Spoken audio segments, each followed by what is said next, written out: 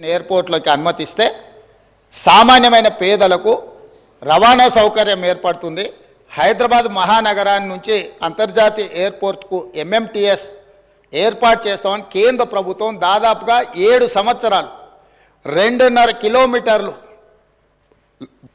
భూమి ఆ ఎంఎంటీఎస్ నిర్మించడానికి అడిగితే మేము ఇవ్వము, ఈ పథకమే అక్కర్లేదు అని ఎంఏయుడి మినిస్టర్గా ముఖ్యమంత్రిగా చంద్రశేఖరరావు గారు, తారక రామారావు గారు కేంద్ర ప్రభుత్వం అతి తక్కువ ఖర్చుతో అంతర్జాతీయ ఎయిర్పోర్ట్కు ఎంఎంటీఎస్ నిర్మిస్తామంటే వద్దని తిరస్కరించిన మాట వాస్తవమా కాదా?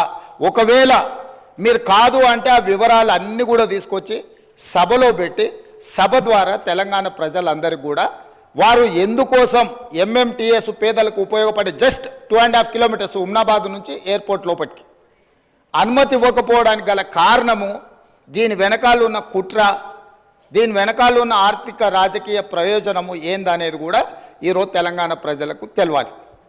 మూడవది, ఈరోజు ముచ్చర్ల దగ్గర భూసేకరణకు సంబంధించి వారికి వారే ఊహించుకుంటుండ్రు, వారికి వారే కాయించుకుంటుండ్రు, వారికి వారే రెచ్చగొట్టే ప్రయత్నం చేస్తున్నారు, వారికి వారే భూసేకరణలో కండిషన్స్ పెట్టినమంటుండ్రు. మళ్ళీ ఇవన్నీ చెప్తూనే మీరు న్యూయార్క్ చేయండి, మీరు డల్లాస్ చేయండి, నేను ఎప్పుడూ మీలాక ఓల్డ్ సిటీని ఇస్తాంబుల్ చేస్తా అని, వరంగల్ని లండన్ చేస్తా అని, కరీంనగర్ని న్యూయార్క్ని చేస్తా అని ఇట్లాంటి అబద్ధాలు నేను ఎప్పుడు చెప్పలే. ట్యాంక్ బండులో నీళ్లను కొబ్బరి నీళ్ళలాగా చేసి ఎత్తుకొని తాగేటట్టు చేస్తా అని నేను ఎప్పుడు చెప్పలేదు అధ్యక్ష. నేను స్పష్టంగా తమరి ద్వారా వారికి ఏమైనా అనుమానం ఉంటే ఈరోజు అక్కడ భూసేకరణకు సంబంధించి ఫార్మాసిటీతో పాటు అలైడ్ ఇండస్ట్రీస్ కోసం భూసేకరణ చేస్తున్నామని నోటిఫికేషన్లు ఇచ్చిండ్రు. కావాలంటే ఆ నోటిఫికేషన్ నేను అధికారులకు చెప్పి తెప్పిస్తాను. దాంట్లో ఉన్న కండిషన్స్ ఏంది, ఏ మేరకు అక్కడ భూసేకరణ జరిగింది, భూసేకరణకు నోటిఫికేషన్ ఇచ్చిండ్రు అనేదాన్ని నేను స్పష్టంగా వారికి చెప్తాను అధ్యక్ష. ఈరోజు ఆజమాబాద్ ఇండస్ట్రియల్ ఏరియా ఆనాడు ఇండస్ట్రీస్ పర్పస్కు అదర్ పర్పస్కు గవర్నమెంట్ ఇచ్చింది. ఈనాడు ఈ ప్రభుత్వము వాటిని మొత్తం రెసిడెన్షియల్ కింద మార్చుతామని పాలసీ మార్చుకోలేదా అధ్యక్ష?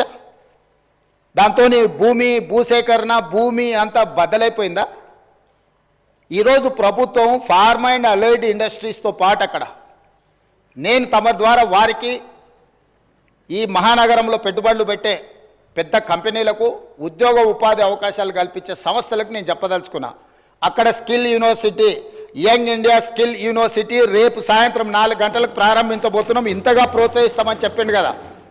ప్రతిపక్ష పార్టీ నుంచి వచ్చి భాగస్వామ్యం చేయండి.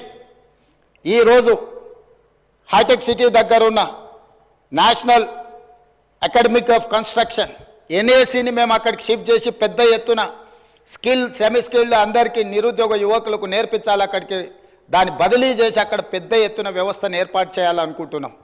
దాన్ని ప్రోత్సహించడానికి, దాంట్లో ఆ కార్యక్రమాలలో పాల్గొనడానికి మీరు